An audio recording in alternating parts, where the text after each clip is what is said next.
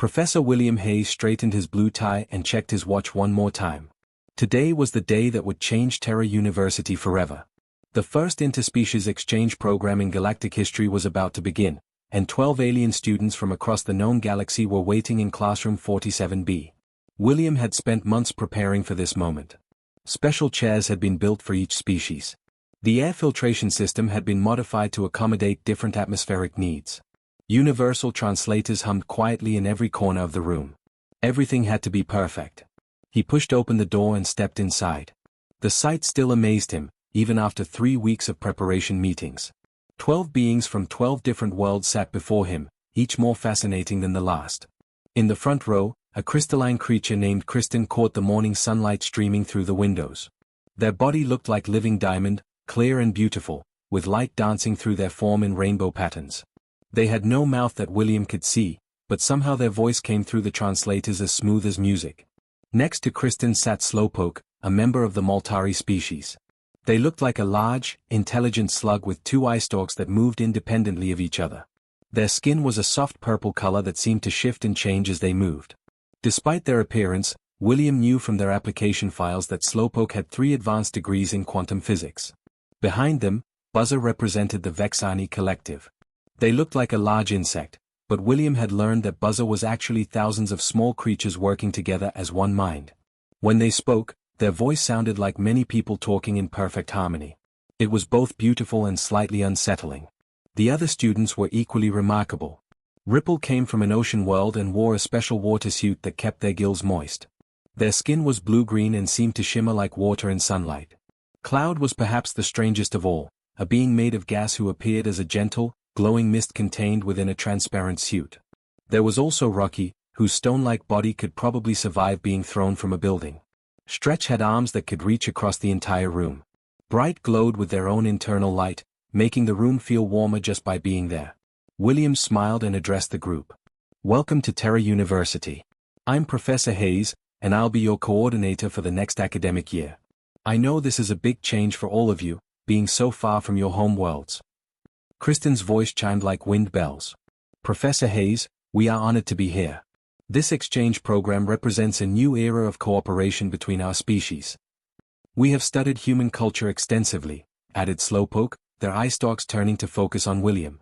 But there is much we still do not understand about your daily customs and rituals. William nodded. That's exactly why we're here. Cultural exchange goes both ways. You'll learn about human society, and we'll learn about yours. Now, I know some of you are struggling with Earth's gravity and atmosphere. How is everyone adjusting? Rocky raised a hand that looked like it was carved from granite. The gravity is lighter than my home world. I must be careful not to jump too high or I might damage your ceiling. Several students laughed, a sound that came out as various clicks, hums, and musical notes through the translators. And the air tastes different, said Ripple, their voice bubbling like water. Not bad, just different. Less salt, more, what do you call it, oxygen? William was about to respond when Buzzer's collective voice interrupted. Professor Hayes, we have observed something curious about human students. Before examinations and during late study sessions, they consume a dark liquid from small containers. Is this part of a ritual preparation for learning? William blinked, momentarily confused. Then he realized what they meant.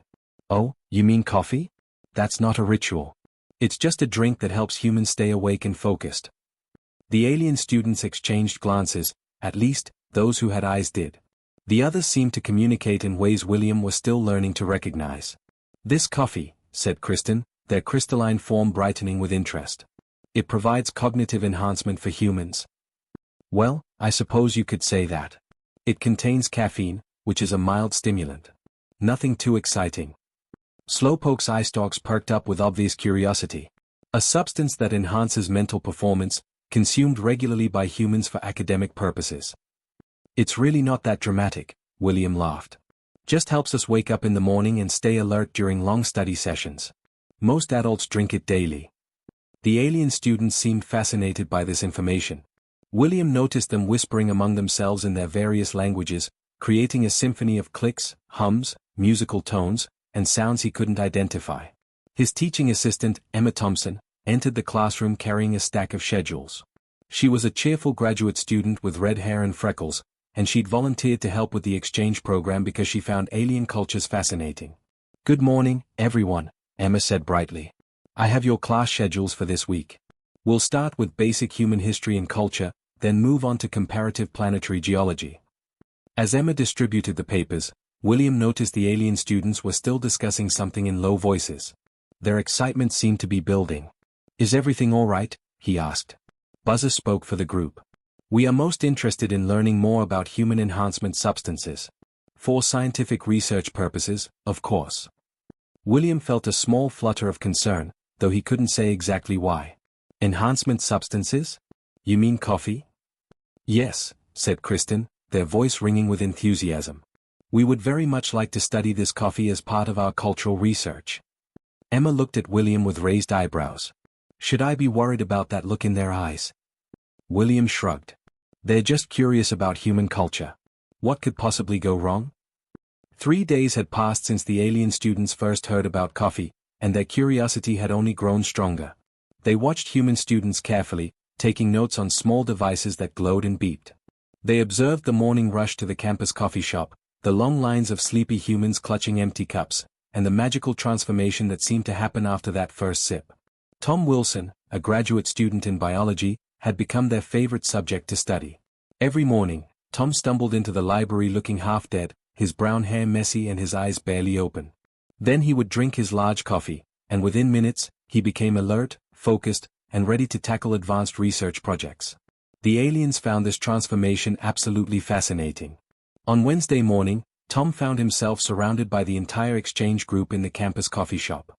They had somehow managed to coordinate their arrival to coincide with his usual coffee run, which was impressive considering they all had different sleep cycles. Kristen stepped forward, their diamond-like body catching the morning sunlight that streamed through the shop windows. "Tom Wilson, we have been observing your daily coffee consumption ritual." Tom blinked slowly, still not fully awake. "My what now?" "The cognitive enhancement procedure you perform each morning," explained Slowpoke, their purple eye stalks focused intently on Tom's face. "We have documented a significant improvement in your mental capabilities after consuming the dark liquid." "You guys have been watching me drink coffee?" Tom asked, becoming more alert even without his caffeine fix. Buzz's collective voice hummed in harmony. "For scientific purposes only. We are researchers, after all. We observe, we learn, we document." The other alien students nodded in their various ways. Rocky made a sound like grinding stones, which the translator interpreted as agreement. Ripple's water suit bubbled softly. Cloud swirled in what might have been enthusiasm. "We have a request," said Kristen, their voice ringing like beautiful music. "We wish to sample this coffee substance for our cultural research project." Tom looked around the coffee shop nervously. Other human students were starting to stare at the unusual gathering. The barista, a tired-looking girl named Lisa, was watching with obvious curiosity. "I don't know, guys," Tom said slowly. "Professor Hayes mentioned something about different species having different dietary needs." "Surely a small sample would be harmless," said Slowpoke, moving faster than Tom had ever seen a Moltari move. "Humans consume this substance daily without ill effects." "Multiple times daily," added Buzzer. "Our observations indicate that humans function optimally with regular coffee consumption. Some humans appear distressed when deprived of it." "That's called being cranky before morning coffee," Tom explained. "It's a normal human thing." The aliens exchanged what might have been meaningful looks. This seemed to excite them even more. Ripple bubbled softly in their water suit. "A substance so important that humans experience discomfort without it? This must be studied." Cloud swirled closer, their gaseous form shifting color slightly. "Please, Tom Wilson. One small taste for the advancement of interspecies knowledge." Tom felt his resolve weakening. These beings had traveled across the galaxy to study human culture. They were genuinely curious and eager to learn. How dangerous could a sip of coffee really be? "Okay," he said finally. "But just a tiny bit. And maybe we should start with decaf." The aliens didn't know what decaf meant, but they nodded eagerly anyway. Tom approached the counter where Lisa was wiping down the espresso machine. "Hey, Lisa. This is going to sound weird, but could I get some small samples of coffee for my alien friends here? They want to try it for research." Lisa looked at the group of alien students, who were practically vibrating with excitement. Well, Buzzer was literally vibrating, creating a soft humming sound that made the coffee shop's windows vibrate slightly. "Are you sure that's safe?" Lisa asked. "I mean, I don't know much about alien biology, but coffee is pretty strong stuff." "Just small amounts," Tom assured her. "What's the worst that could happen?" Lisa shrugged and prepared several small sample cups, filling each one with about a tablespoon of regular coffee. She handed them out carefully, making sure each alien could hold their cup properly. Kristen was the first to try it. They didn't have a mouth in the traditional sense, so they absorbed the liquid through their crystalline surface. For a moment, nothing happened. Then Kristen began to glow. Not just a little bit. They started shining like a lamp, bright enough that other customers in the coffee shop turned to look. The light seemed to pulse through their crystal body in waves, creating beautiful rainbow patterns on the walls and ceiling. "Fascinating!" Kristen exclaimed, their voice now carrying a musical quality that hadn't been there before. "The molecular structure is interacting with my silicon matrix in ways I never imagined possible." Slowpoke, encouraged by Kristen's obvious enthusiasm, consumed their entire sample in one gulp. The effect was immediate and dramatic. The slug-like being suddenly started moving at normal human speed, which for a Moltari was absolutely extraordinary. "This is incredible!" Slowpoke exclaimed, racing around the coffee shop faster than Tom had ever seen them move. "I can feel every neuron firing. My thoughts are moving at light speed." Buzzer was the last to try their sample. The collective consumed it carefully, and suddenly every individual member of their hive mind began buzzing in perfect harmony. The sound was beautiful, like a choir of tiny bells, and it made everyone in the coffee shop stop what they were doing to listen. "We must have more," Buzzer harmonized, their voice now creating complex musical chords. "This substance unlocks potential we never knew we possessed." The other alien students, seeing their friends' amazing reactions, began clamoring for their own samples. "More coffee." Rocky rumbled, their stone body somehow looking more animated. "We need stronger coffee." Tom stared at his alien friends in growing alarm. Kristen was now bright enough to read by, Slowpoke was moving so fast they were becoming a blur, and Buzzer sounded like a one-creature orchestra. "Maybe," Tom said weakly, "we should call Professor Hayes." But the aliens were already pointing at the espresso machine with obvious excitement, their various forms of communication creating a cacophony of enthusiasm that filled the entire coffee shop. Lisa looked at Tom with wide eyes. "I think," she said slowly, "we might have made a mistake."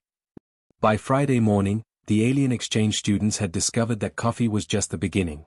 The campus had multiple coffee shops, each offering stronger and more exotic caffeine combinations. There were energy drinks in the vending machines, pre-workout supplements at the gym, and something called Finals Fuel at the library that came with a warning label. The aliens treated each new discovery like finding treasure. Kristen had become impossible to ignore. Their crystalline body now pulsed with light so bright that students 3 buildings away could see them through windows. The light wasn't steady either, it pulsed in complex patterns that seemed to match their thoughts. When Kristen got excited about something they were learning, the entire room would light up like a disco. Professor Martinez from the astronomy department had actually called campus security, thinking someone was using a laser pointer to shine lights at his telescope. It turned out to be Kristen, who was attending his lecture from 2 buildings away and getting so enthusiastic about black hole physics that their glow was visible from space. Students had started gathering around Kristen to study, using their radiant friend as a reading lamp. The crystalline being didn't seem to mind. In fact, they appeared to enjoy being helpful. They would brighten when students asked questions and dim slightly when everyone was focused on reading. "This is amazing," Kristen would say, their voice now carrying harmonics that made listening to them feel like hearing music. "I can perceive electromagnetic spectrums I never knew existed. Mathematics has colors. Physics has flavor." Meanwhile, Slowpoke had become a legend on campus. The Moltari, who normally moved at the speed of cold honey, was now zipping around so fast that most humans could only see a purple blur with eye stalks. They had somehow figured out how to attend multiple classes at the same time by racing between lecture halls. Professor Johnson in the math department was grading papers when he noticed that someone had solved all the advanced calculus problems on his whiteboard. The work was correct, brilliant even, but he hadn't assigned those problems. Security cameras later showed a purple streak entering his classroom, working frantically on the board for 30 seconds, and then zooming out. Slowpoke was leaving trails of slime wherever they went, but the slime had started forming complex patterns. Students in the chemistry department realized the patterns were actually molecular diagrams.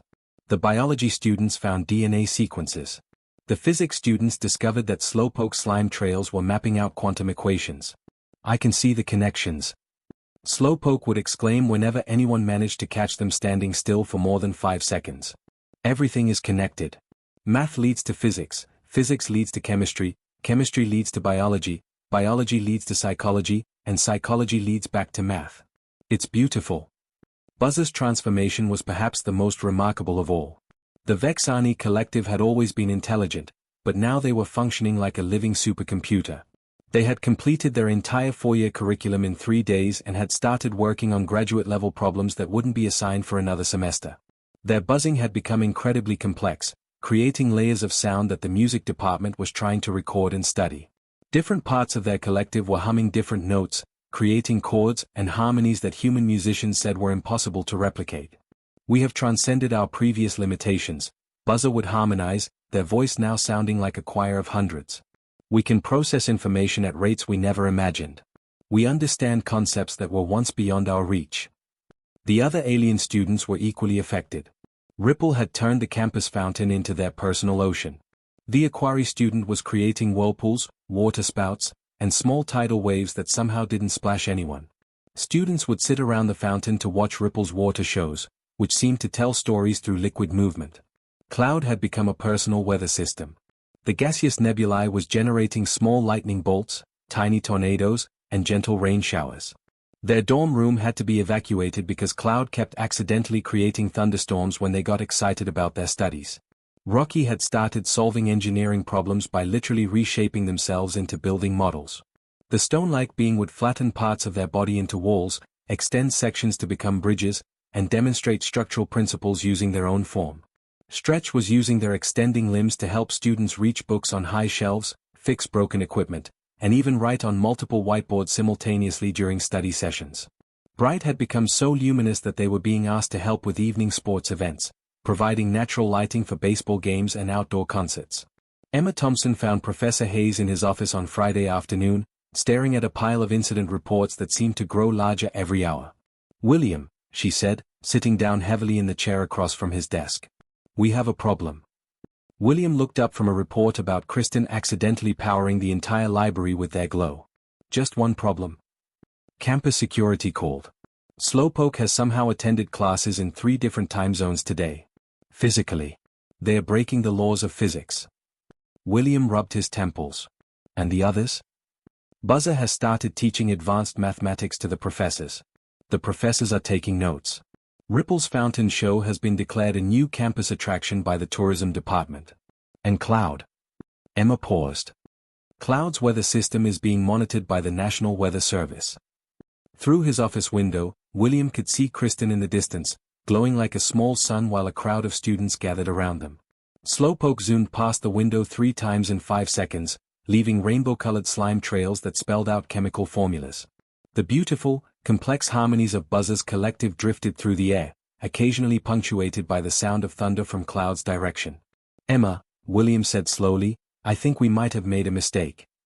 From somewhere across campus came the sound of Ripple creating a waterspout, followed by students cheering and applauding. "You think?" Emma replied.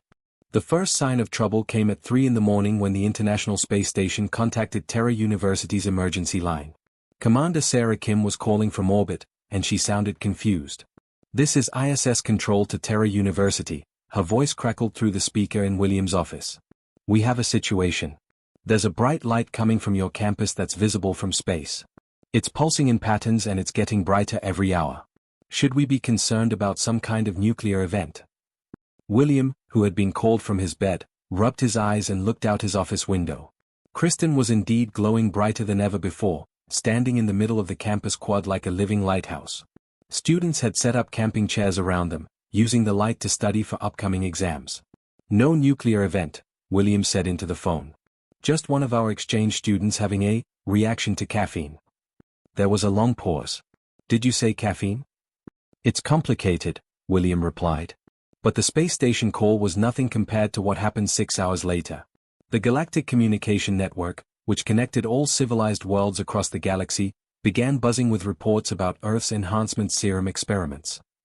A Zephyrian patrol ship had been passing through Earth's solar system when they detected Kristen's light show. Within hours, the news had spread to every major world in the galaxy.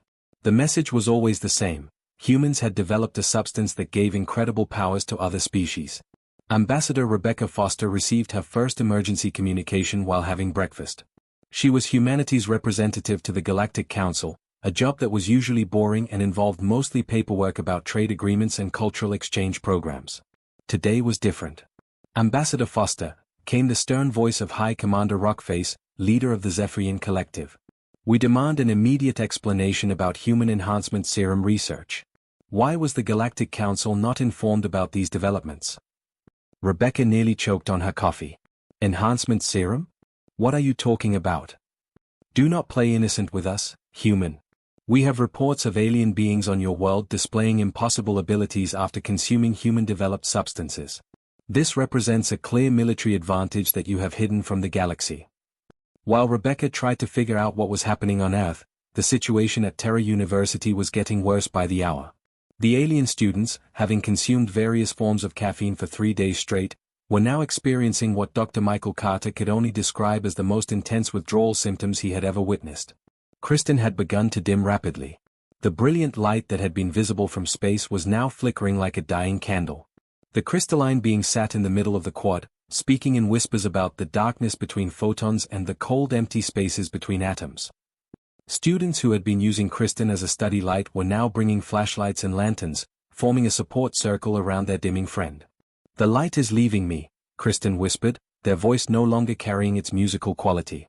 "I can feel my consciousness shrinking back to its normal boundaries. The universe is becoming smaller and less colorful." Slowpoke's situation was even more dramatic. The Moltari had become so sluggish that they appeared to be moving backward through time. Dr. Carter timed them with a stopwatch and discovered that Slowpoke was taking 15 minutes to move 1 inch. "Everything is so slow," Slowpoke moaned, their eye stalks drooping. "My thoughts feel like they're moving through thick mud. I remember when ideas flew through my mind like lightning. Now each thought takes forever to form." Buzz's collective had experienced the most troubling crash of all.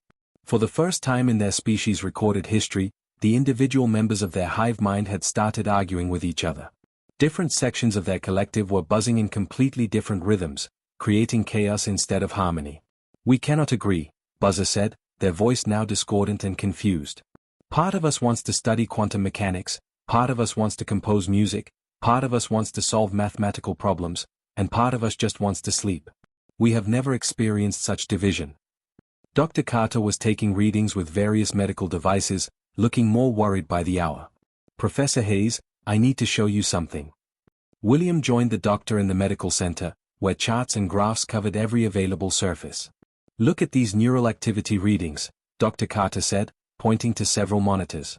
The alien students' brain activity during their caffeine consumption was off the charts. "We're talking about neural firing patterns that were 10 to 50 times higher than baseline." "Is that dangerous?" William asked. "For humans, it would be deadly. For them, it seems to have unlocked abilities they didn't know they possessed. But now look at the withdrawal readings." Dr. Carter switched to different charts. Their neural activity has crashed below normal levels. It's like their brains are trying to recover from massive overstimulation. Meanwhile, the Galactic Council was in emergency session. Representatives from 200 different worlds were demanding answers about humanity's secret enhancement program. Supreme Sluglord Uzbert of the Moltari Republic was particularly agitated. "The humans have created a substance that can make our people move at impossible speeds. This is clearly a military development disguised as a cultural exchange. We demand samples of this enhancement serum," declared the Crystalline Collective's representative. "Our scientists must analyze this human creation immediately." Ambassador Foster found herself trying to explain something that seemed impossible even to her. "Honored representatives, I assure you that humans are not hiding any military enhancement program. What you're describing sounds like coffee." The council chamber erupted in translated voices of disbelief and anger. "Coffee?" shrieked the Aquari delegation. "You expect us to believe that a simple beverage can grant supernatural abilities?" Rebecca realized she was in serious trouble. The alien students' caffeine reactions had accidentally convinced the entire galaxy that humans possessed some kind of super serum technology. Back on Earth, Professor Hayes received a call from General Robert Stone at the Pentagon. "Professor," the general's voice was tense, We're getting reports that half the galaxy thinks we're developing alien enhancement weapons. Care to explain how a college exchange program turned into a galactic incident? William watched through his window as Kristen flickered weakly and Slowpoke remained frozen in the same position they had been in for 2 hours. General, William said slowly, I think we might need to have a conversation about human coffee tolerance. Retry H. The emergency session of the Galactic Council was the largest gathering in recorded history. Representatives from over 200 worlds filled the massive chamber on Galactic Station Prime. Ambassador Rebecca Foster stood at the center podium, feeling very small and very human surrounded by beings from across the galaxy. The atmosphere was tense. Some representatives were angry, others were curious, and a few seemed genuinely frightened. The Crystalline Collective's delegation glowed with agitation. The Moltari Republic's slug-like representatives had formed what looked like a protest line. Even the peaceful Aquari were making agitated bubbling sounds. High Commander Rockface of the Zephyrian Collective spoke first, his stone-like features set in a stern expression.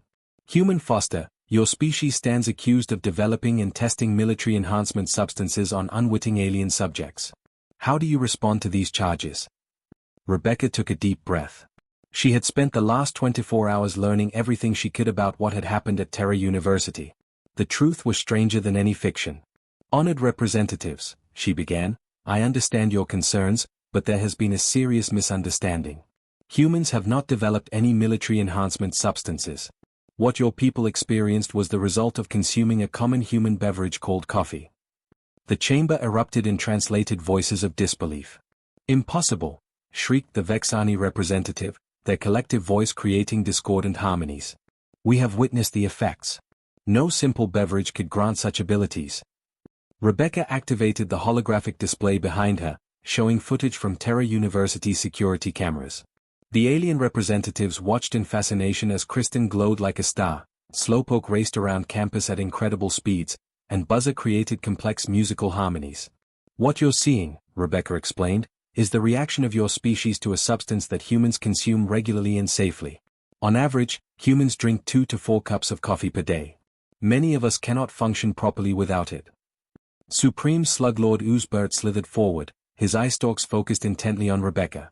You claim that humans regularly consume a substance that grants such extraordinary abilities to other species. Not grants, Rebecca corrected. Coffee doesn't give humans special abilities. It just helps us wake up and stay alert. For us, it's as normal as drinking water. Dr. Michael Carter appeared via hologram, his medical charts floating in the air around him. If I may explain the science, he said. Human physiology has evolved a unique tolerance to caffeine. What causes mild alertness in humans creates exponential enhancement effects in other species. He displayed neural activity charts showing the difference between human and alien brain responses to caffeine. A single cup of coffee produces neural activity in alien subjects that is 50 to 100 times higher than in humans. It's as if their brains are supercharged by a substance we consider harmless. The Aquari representative bubbled thoughtfully. Are you saying that humans have natural resistance to what we would consider a powerful enhancement drug? That appears to be correct, Dr. Carter confirmed. Humans can consume multiple doses daily without the extreme effects witnessed in other species. Kristen appeared via remote connection from their recovery room on Earth. They were still dim but stable, their crystalline form flickering weakly as they spoke. Honored Council, I can confirm the human claims. The substance they call coffee provided experiences beyond anything in our species' history. We achieved levels of consciousness and ability we never knew were possible. Slowpoke joined the connection, moving very slowly but steadily. The effects were incredible but unsustainable. Our biology is not designed to handle such intense stimulation. We crashed harder than any of us imagined possible. Buzz's collective was also connected, though their harmony was still fractured from their withdrawal. We learned that some abilities should not be forced beyond natural limits. The human beverage unlocked potential we were not ready to control. The council chamber fell silent as the implications became clear. The galactic representatives were beginning to understand that humans regularly consumed what every other species would consider a Class A enhancement substance. So you are telling us, said the nebulae representative, their gaseous forms swirling with what might have been amazement, that humans drink this coffee every morning and consider it normal. Rebecca nodded. Most humans get headaches if we don't have our morning coffee. We drink it at work, during social meetings, and while studying. Coffee shops are as common as food stores in human cities. The realization spread through the chamber like a wave. Humans, the newest and seemingly weakest species to join galactic civilization, routinely consumed substances that could grant near-supernatural abilities to everyone else. High Commander Rockface spoke first. This changes everything. We considered humans to be primitive newcomers to galactic society. Instead, you are perhaps the most resilient species we have ever encountered. The Galactic Council reached their decision quickly. All alien species would be banned from consuming human coffee, energy drinks, or any caffeine-containing substances. The alien exchange students would be allowed to continue their studies on Earth, but under strict dietary supervision. However, an unexpected consequence emerged from the incident. Humanity's reputation throughout the galaxy changed overnight. No longer were humans seen as the weak newcomers who had barely achieved space travel. Instead, they were viewed as incredibly hardy beings who casually consumed substances that could overwhelm any other known species. Coffee shops near Earth spaceports began posting warning signs in dozens of languages. Alien tourists would visit Earth specifically to watch humans drink coffee, observing in awe as people casually consumed what their species considered impossibly powerful enhancement drugs. The exchange program continued with new safety protocols. Professor Hayes found himself famous throughout the galaxy as the human who had accidentally discovered his species' legendary caffeine tolerance. The program's motto was changed to, "If humans consume it regularly and remain functional, approach with extreme caution." Months later, Professor Hayes sat in his office reviewing reports from the successful exchange program. Through his window, he could see Kristen glowing gently at sustainable levels, Slowpoke moving at a dignified academic pace, and Buzzer humming peacefully while studying. Alien tourists watched from a respectful distance as human students lined up at the coffee cart, completely unaware that their morning caffeine habit had elevated their species' status from interesting newcomers to legendary survivors across the galaxy. Emma Thompson knocked on his door, carrying 2 cups of coffee. "Any regrets about the program?" she asked, handing him a cup. Hayes smiled, accepting his coffee gratefully. "None at all. Though I do enjoy knowing that my daily espresso is considered a superpower elsewhere in the universe." Emma laughed, raising her cup in a toast. "To humanity, accidentally impressive since the dawn of time."